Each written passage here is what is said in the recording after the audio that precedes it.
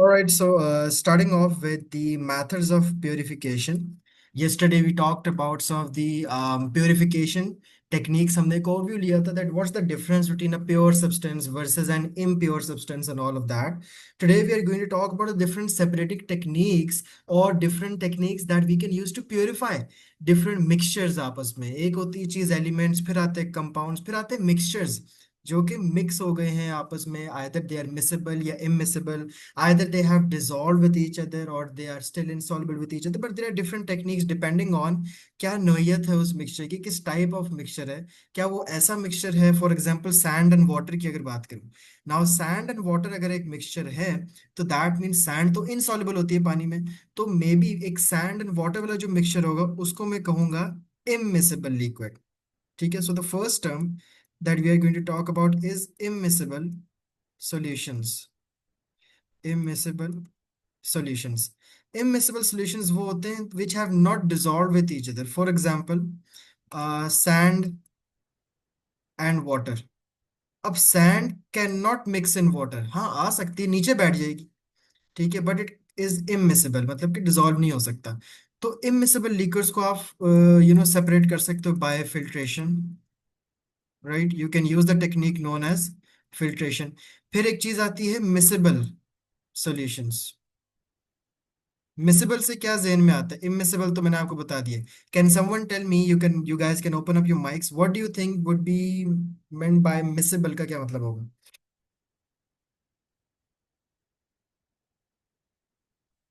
Yes, Ashar, Abdul, anyone open up your mic. What do you think, what is the meaning of miscible.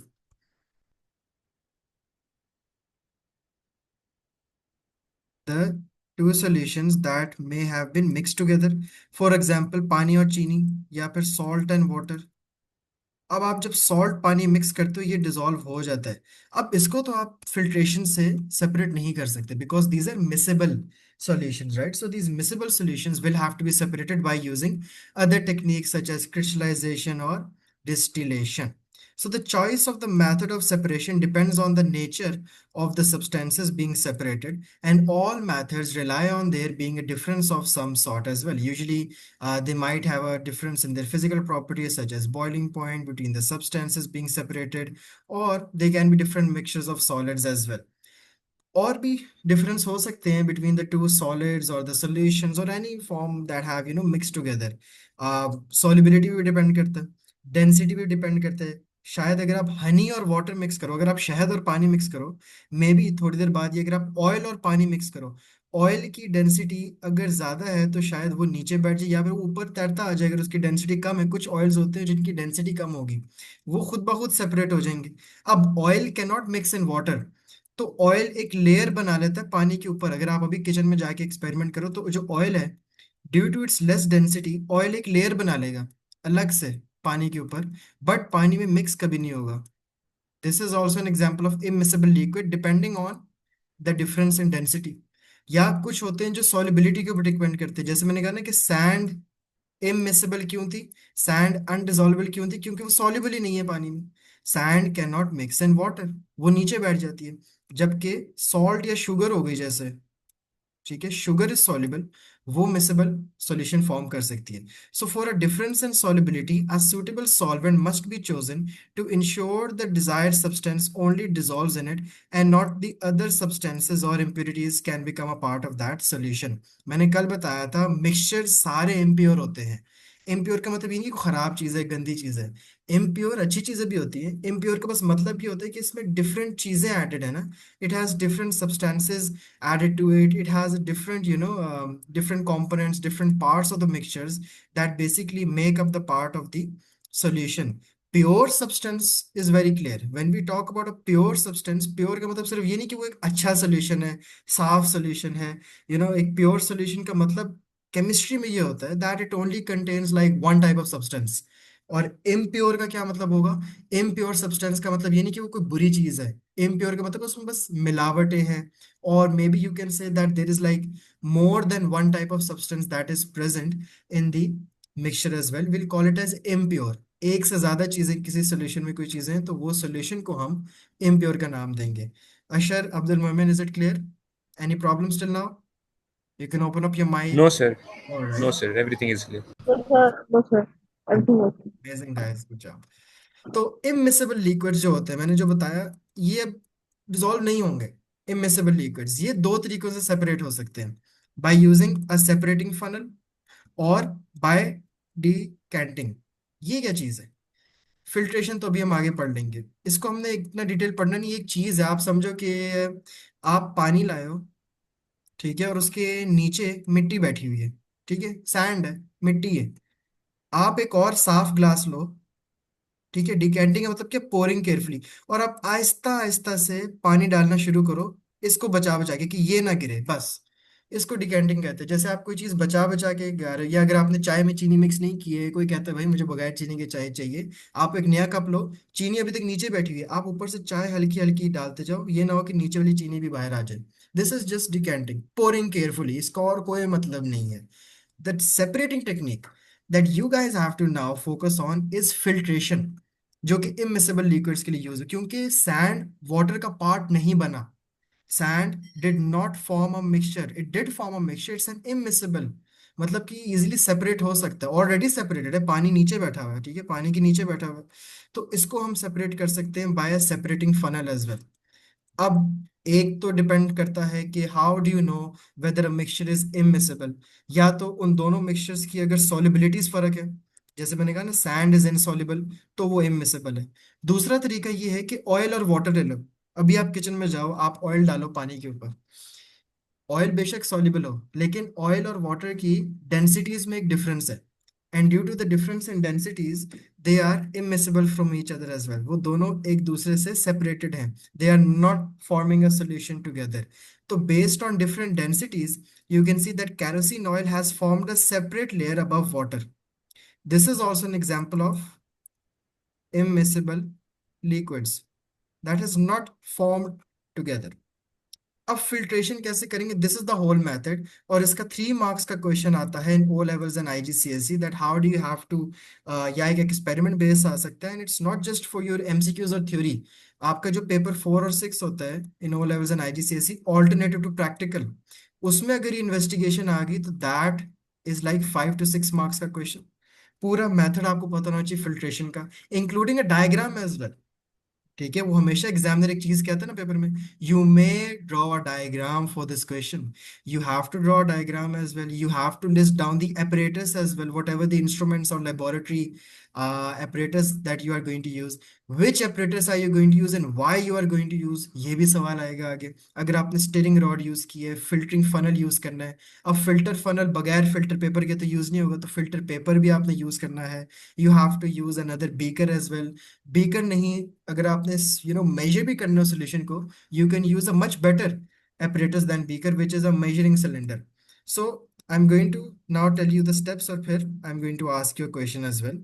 Step number 1 is filtration is used to separate an undissolved solid from a mixture of the solid and liquid solution. For example, sand from a mixture of sand and water. Centrifugation को भी हम आगे discuss करेंगे कि वो भी कैसे use हो सकती है टू सेपरेट दिस। फिर filter paper, filter paper is placed in a filter funnel above another beaker. For example, आपने अगर एक बीकर लिया है, इस बीकर के अंदर आपने एक, चलो ये फिल्टर फनल तो कनेक्ट कर दिया है, बट इस फिल्टर फनल के अंदर आपने पहले एक पेपर रखा है। फिल्टर पेपर बहुत पतला सा एक पेपर होता है, दैट यू प्लेस, एक कोन बनानी पड़ती है उसकी, उस पेपर की एक कोन बनाओगे तो लाइक वो फिल्टर फनल के अंदर शिफ्ट हो जाती है। मैं एक वीडियो भी दिखाऊंगा हाउ इज दिस परफॉर्म, ठीक है। Then the mixture of the insoluble solid and liquid is poured into the filter funnel। अब आपने उस पूरे मिक्सचर को, जो कि इमिसिबल मिक्सचर है सैंड और वाटर को, उसको आपने पोर करना है इनटू द फिल्टर फनल। अब फिल्टर पेपर जो है ना, it will only allow small liquid particles to pass through as the filtrate, और जो बाकी सॉलिड पार्टिकल्स होंगे, अब ऑब्वियसली वाटर पार्टिकल्स तो बहुत छोटे होते हैं, microscopic, we can't see them with a naked eye, हम में से कोई भी पानी के पार्टिकल्स को नहीं देख सकता। We talked about this in chapter 1। Water तो पास कर जाएगा, but the large solid particles जो कि सैंड पार्टिकल्स हैं, they will not be able to pass with the filter paper, और उसको हम कहेंगे रेजिड्यू। रेजिड्यू वो होगा जो कि आपके पास यहाँ पे रह जाएगा। Is everything clear till here? Yes, sir. Good job, okay. तो you can see filter funnel है। फिल्टर फनल तो कुछ भी नहीं है without a filter paper. We have solid, liquid, liquid only. जो लिक्विड सिर्फ आ जाएगा सेपरेट करके उसको हम कहते हैं फिल्ट्रेंट। या मैंने मार्क्स की में देखा था एग्जामिनर यूज करता है टर्म फिल्ट्रेट एज वेल। कहीं कहीं फिल्ट्रेट है, कहीं पे फिल्ट्रेंट है। और जो पीछे रह जाएगा उसको हम कहते हैं residue. This is the sand, जो रेजिड्यू रह गया था। और जो प्योर वाटर गया that was the filtrate. Second we have crystallization. अब क्रिस्टलाइजेशन क्या चीज़ है ये भी, इसके लिए भी थोड़ी सी फिल्ट्रेशन चाहिए होगी शुरू में, बाद में आगे फर्क है।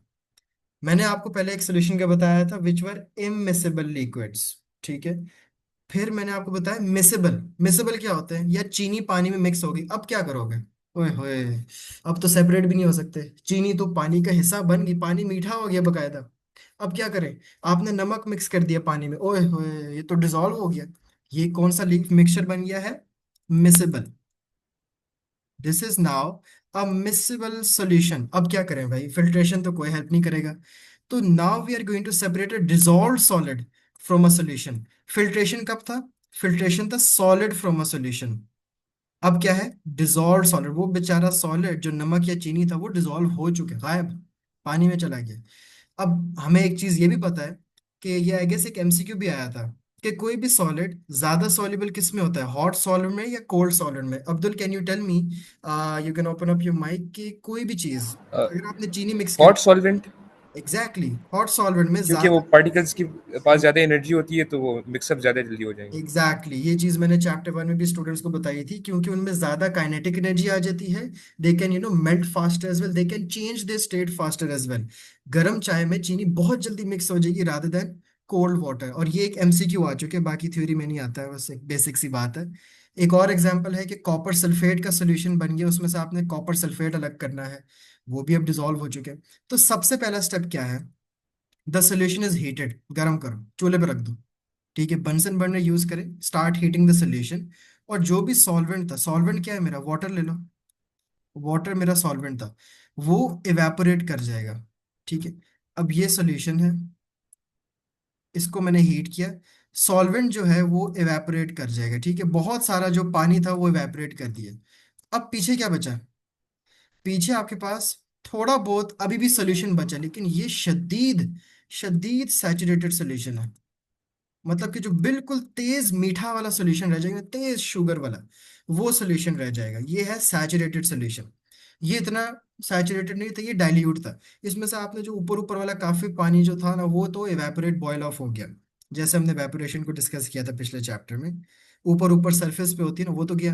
पीछे रह गया सैचुरेटेड सोल्यूशन। चीनी अभी तक सोल्यूशन में है। फॉर एग्जाम्पल अगर इस सोल्यूशन में 20 सेंटीमीटर क्यूब शुगर थी और 80 सेंटीमीटर क्यूब वाटर था, अब जो ये वाला सोल्यूशन है, इसमें कोई 20 सेंटीमीटर क्यूब शुगर अभी भी है, शुगर नहीं गई कहीं भी।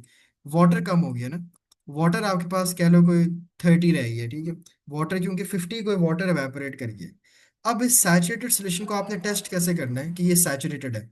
आप उसमें कोई सी भी dry cold glass rod dip करोगे ना, तो वो ग्लास रॉड के साथ ना चिपक के आ जाएगी काफी ज्यादा चीनी। अगर आप चूल्हे पे भी एक्सपेरिमेंट करो, अगर आपने कोई चीज चेक करनी कि बहुत सैचुरेटेड हो गया है, आप उसमें कोई चम्मच डिप करो या कोई भी ग्लास रॉड, उसकी और उसको बाहर निकालोगे ना, उसके साथ बहुत सा सॉलिड लगा है, चिपका हुआ आएगा। मतलब कि ये जो सोल्यूशन है बहुत सैचुरेटेड है।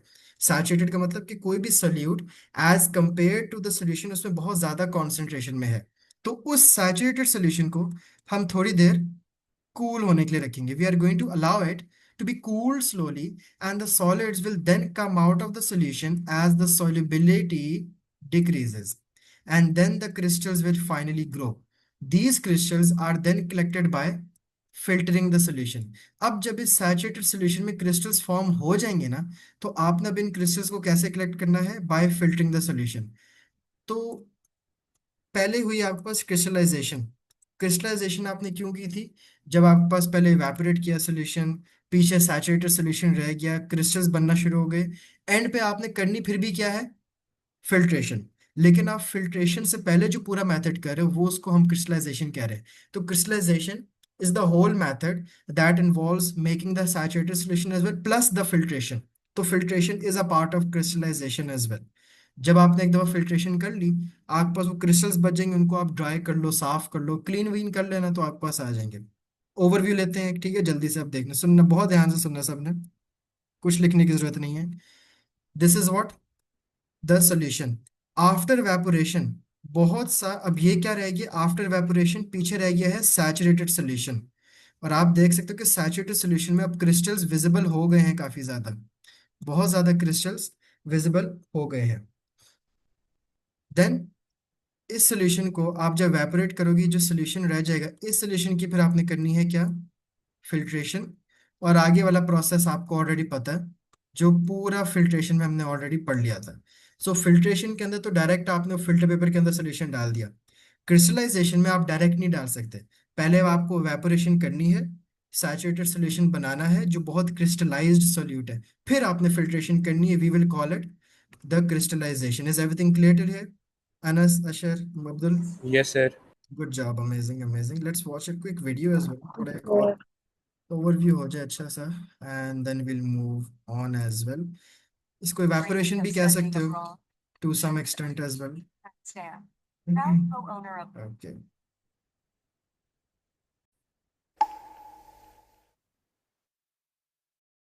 In this video, we're going to learn about separating mixtures.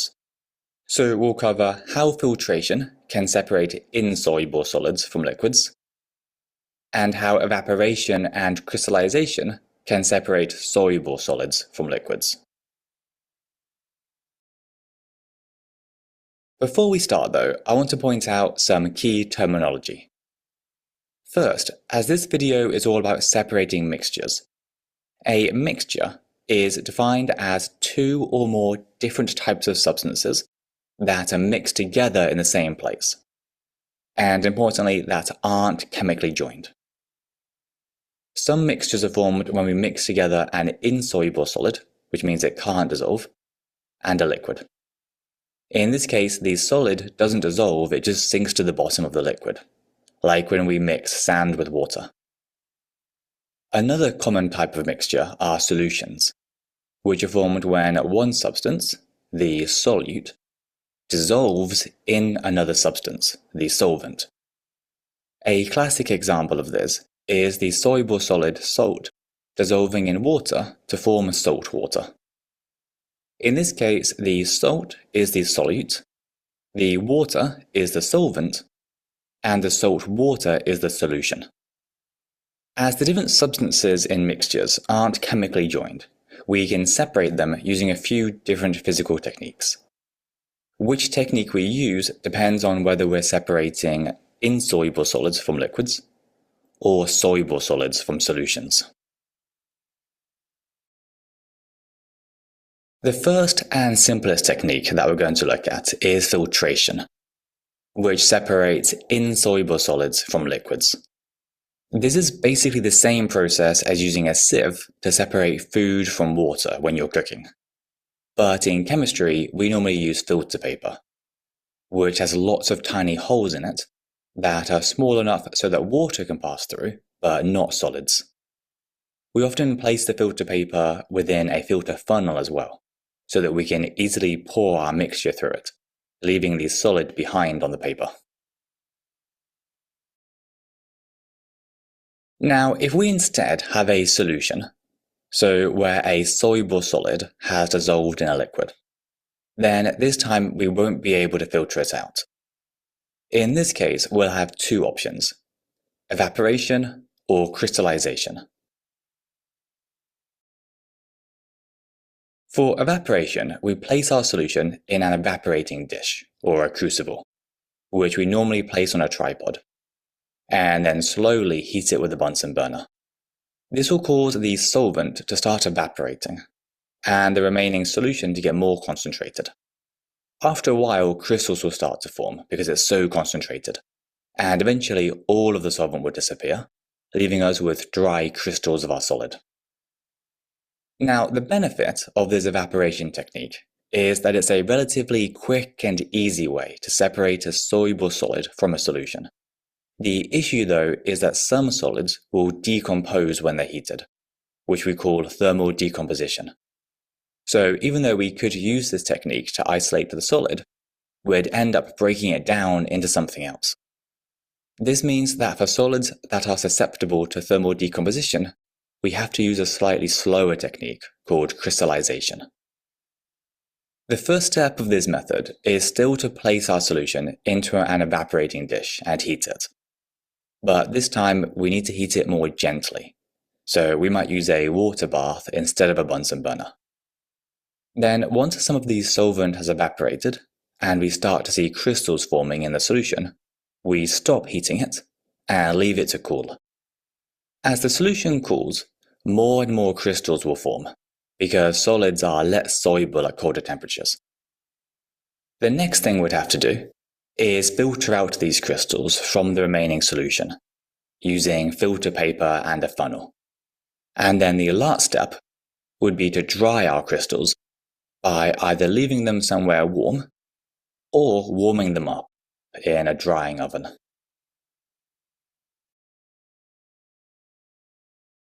If you haven't heard yet, All right. Is this video clear? Any problems? Sir crystallization और इवेपोरेशन में वो थोड़ा फर्क समझ नहीं आया।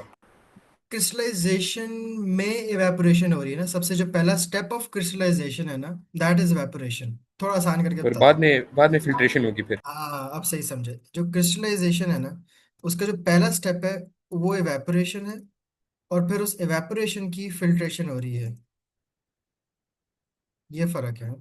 क्रिस्टलाइजेशन इज बेसिकली सॉल्यूशन की evaporation plus filtration. Got it? जो भी आपके पास सॉल्यूशन था, इतना सॉल्यूशन था पहले पड़ा हुआ, ये ऊपर वाला जो सारा है इसको इवेपोरेट करो, इससे तो जान छुड़ाओ। ठीक है, इवेपोरेट हो गया। नीचे कौन सा बच गया? जो बहुत सैचुरेटेड सॉल्यूशन था, इसकी आपने करनी है फिल्ट्रेशन, तो आपके पास सिर्फ क्रिस्टल्स आ जाएंगे। Is it clear now? अच्छा, वेर वर वी? इसको तो क्लियर कर दो। तो बेसिकली मैंने बताया कि इवेपोरेशन जो है, इट्स लाइक, नहीं, क्रिस्टलाइजेशन जो है, it's evaporation plus the filtration. Now we'll move on to simple distillation, which is used to separate a liquid and a soluble solid from a solution. Water from a solution of salt water। जैसे अब थोड़ा हम large scale पे बात करते हैं। आपने देखे कराची, गवादर, इन एरियाज में डिस्टिलेशन प्लांट्स लगे हैं।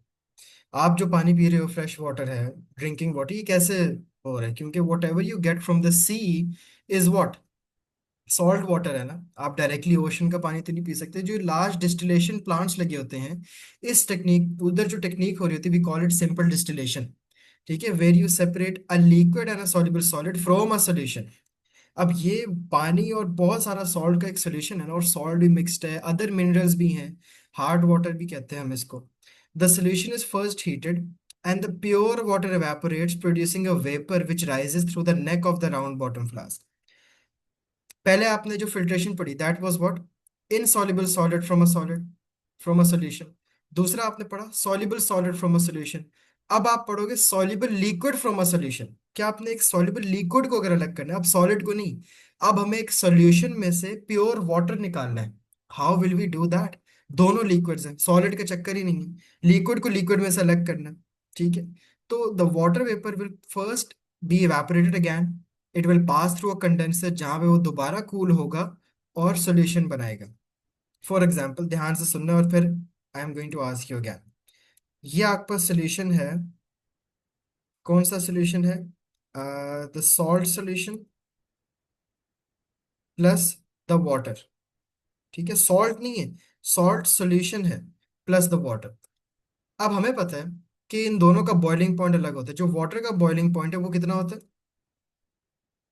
100 100 degree degree Celsius. Celsius. Amazing. ठीक है, 100 डिग्री सेल्सियस आपका बॉइलिंग पॉइंट है। हम क्या करेंगे, इसको हीट करो, इस सोल्यूशन को। टेम्परेचर 20 हुआ, 40 हुआ, 70 हुआ, जैसे ही 100 होगा ना, वाटर एवेपोरेट करेगा, it will turn from liquid to gas, condenser के अंदर जाएगा। ठीक है, ये प्योर वाटर एवेपोरेट हुआ exactly at 100 degree Celsius. Condenser के अंदर जाके, कंडेंसर का क्या काम है? कंडेंसेशन करना, नाम से पता लग रहा है। हमने पहले चैप्टर के अंदर कंडेंसेशन कवर किया था, स्टेट्स ऑफ मैटर में। Condensation is gas to liquid, वापस से गैस टू लिक्विड हो, और वो सारा लिक्विड कहाँ जमा हो गया? अलग से। तो यू कैन सी अब ये वाला सोल्यूशन सिर्फ वाटर है, और यहाँ पे क्या बच गया, आपका salt solution. This is what we call as simple distillation. समझ आई? Yes sir.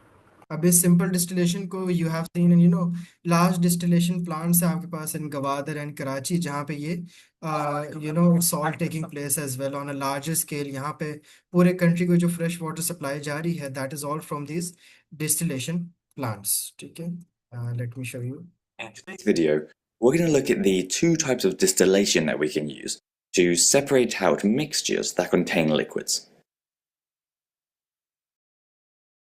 Let's start with simple distillation, which is used for separating out a liquid from a solution.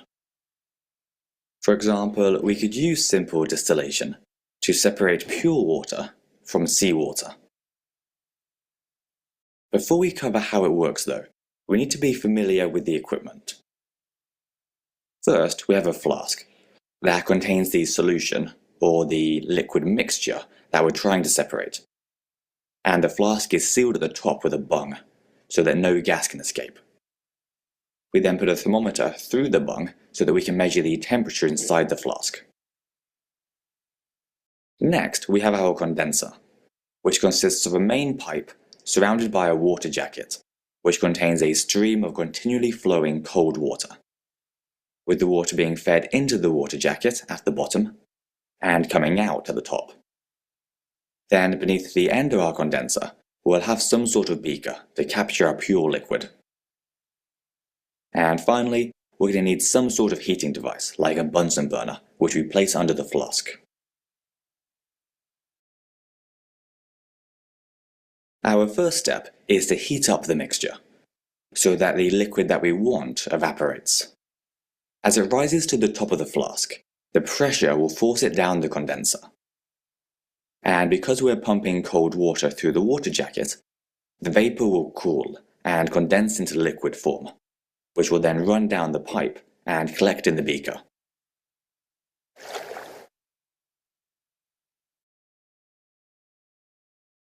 So in our case, as we heat the seawater, we'll get more and more pure distilled water, until eventually all we have left in the flask is salt.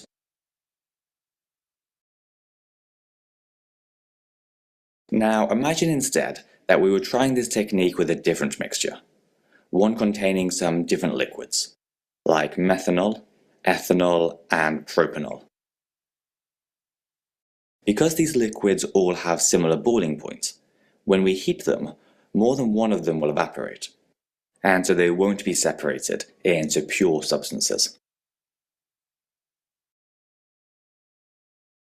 In this case, we'd have to use a different technique, called fractional distillation, which is the main technique used for separating mixtures of liquids.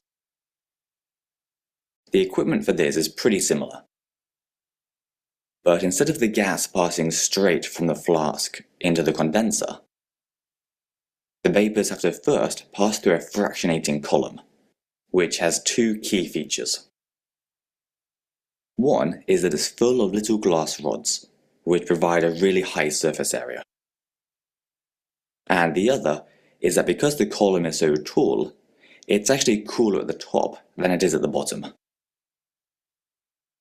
To understand why this is important, let's imagine that we were trying to separate those three liquids that we mentioned before: methanol, ethanol, and propanol, which all have similar boiling points, although you don't need to remember them. And before we continue, just be aware that in real life, these would all be colourless, not green. We're just showing them as green to make it easier to follow along. Now, because methanol has the lowest boiling point, we'd heat the mixture to around 65 degrees first. This would cause the methanol to evaporate and then rise up the fractionating column. It would then pass into the condenser and condense into liquid methanol, which we would then collect in our beaker. However, just by chance, some of the ethanol and maybe even propanol would also evaporate. But as they rise up the fractionating column and come into contact with all of those glass rods, which are much cooler than their boiling point, they'd condense back into liquid form, and fall back into the flask. This means that the only liquid that will get out the other side will be pure methanol. The next step would be to do the same thing all over again for ethanol, by raising the temperature to around 78 degrees Celsius, which would allow us to evaporate off the ethanol.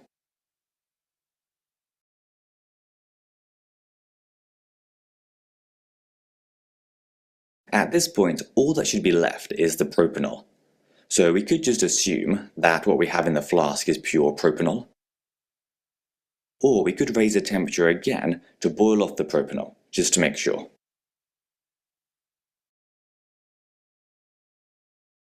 Anyway, that's all for today. So is the video clear to you both? समझ आ गई दोनों? Yes, sir. Yeah. Okay, हो गया.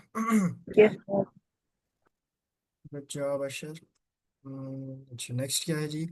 Fraction distillation follows the same method as distillation, लेकिन fraction distillation इसलिए कह रहे हैं क्योंकि इसमें वाटर इन्वॉल्व नहीं है. इसमें आप एक बहुत बड़ी फ्रैक्शन को डिफरेंट फ्रैक्शंस में अलग करें. फॉर एग्जांपल ऑर्गेनिक केमिस्ट्री जो आपकी कोई महीने 2 महीने बाद जब हमने स्टार्ट करनी है ना ऑर्गेनिक केमिस्ट्री, उसका जो पहला टॉपिक है वो fraction distillation of crude oil है. ठीक है, अभी हम उसको डिटेल में देख, लेकिन क्रूड ऑयल एक ऑर्गेनिक मिक्सचर है जिसमें से हम फ्रैक्शन डिस्टिलेशन के थ्रू ढेर सारी और फ्रैक्शंस प्रोड्यूस करते हैं. जैसे उसी क्रूड ऑयल में से हम पेट्रोलियम गैस को अलग करेंगे, उसी क्रूड ऑयल में से हम नेफ्था को, बिटुमेन को, कैरोसिन को, पैराफिन को, डिफरेंट सब्सटेंसेस उसी में से हम निकालेंगे. क्रूड ऑयल खुद तो किसी काम का नहीं है. क्रूड ऑयल की जब लार्ज स्केल पे फ्रैक्शन डिस्टिलेशन होगी तो ट्रक्स के लिए अलग से गैसोलीन बनेगी, गाड़ियों के लिए पेट्रोलियम गैस बनेगी, हवाई जहाज के लिए अलग से कैरोसिन निकलेगा, सड़कों बनाने के लिए अलग से उसमें से हम बिटुमेन निकालेंगे. All dependent on the boiling points again. ये भी बॉइलिंग पॉइंट पे डिपेंडेंट है. सो यहाँ पे वी आर सेपरेटिंग टू और मोर लिक्विड्स. सिंपल डिस्टिलेशन क्या था? दो liquids, salt solution and water. Water को सॉल्ट सोल्यूशन में से निकाल रहे हैं. फ्रैक्शन डिस्टिलेशन भी सारा सेम मेथड, कुछ फर्क नहीं है, बस ज्यादा लिक्विड्स की गेम आ जाएगी इसमें. एक फ्रैक्शन में से आप ढेर सारी सब्सटेंसेस को अलग कर रहे हो, 8 से 9 सब्सटेंसेस को भी अलग कर रहे हो, and you heat the same solution to a specific temperature. जिसका सबसे लोएस्ट बॉइलिंग पॉइंट होगा वो सबसे पहले सेपरेट हो जाएगा. The substance will rise and evaporate first. Vapours condenser में जाएंगे, कूल होंगे, लिक्विड बनेंगे, बीकर में कलेक्ट हो जाएंगे. फिर अगली फ्रैक्शन, फिर जिसका सबसे हाईएस्ट बॉइलिंग पॉइंट होगा वो सबसे एंड में सेपरेट हो जाएगा. ये वही एग्जाम्पल है इथेनॉल और वाटर वाली की. इथेनॉल का लो बॉइलिंग पॉइंट है तो ये पहले सेपरेट हो जाएगा, वाटर बाद में सेपरेट हो जाएगा. Differences in everything volatility. Volatility कह सकते हैं, हाँ. वॉलेटिलिटी भी हम ऑर्गेनिक केमिस्ट्री में डिस्कस करेंगे, वो हम ज्यादातर टर्म यूज करते हैं on the ease of evaporation, उसका भी यही मतलब होता है. But volatility doesn't mean temperature के ऊपर डिपेंडेंट नहीं होती. ये है temperature Okay, sir. Dependent vaporisation. Okay, sir. Volatility होती है डेंसिटी या mass dependent vaporisation. Got it? Yes, volatile sir. हम उसको कहते हैं कि जैसे हम ऑर्गेनिक केमिस्ट्री में पढ़ेंगे, एक लार्ज एल्केन है, उसमें ज्यादा कार्बन है, उसका मास ज्यादा है, उसके अंदर बॉन्ड्स ज्यादा हैं, तो वो कम वॉलेटाइल है. वेपराइजेशन जो दूसरी है, ये अभी हम बात करें टेम्परेचर पे कैसे डिपेंडेंट है. But exactly you are 100% correct. Volatility का मतलब यही होता है ease of evaporation. Higher the volatility, more easily vaporization can take place. And that is all for separated techniques. This is your officially the end of your chapter number 2.